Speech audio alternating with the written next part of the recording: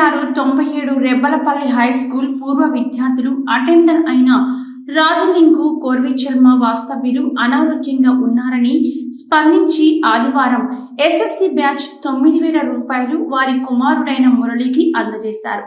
ఈ కార్యక్రమంలో ముత్తే రమేష్, మామిడిపల్లి కిరణ్ కుమార్, గుండా సతీష్, గొల్లపల్లి సంతోష్ గౌడ్, తాటికొండ వేణుగోపాల్, గడ్డం నరసయ్య, వి శ్రీనివాస్ తదితరులు పాల్గొన్నారు.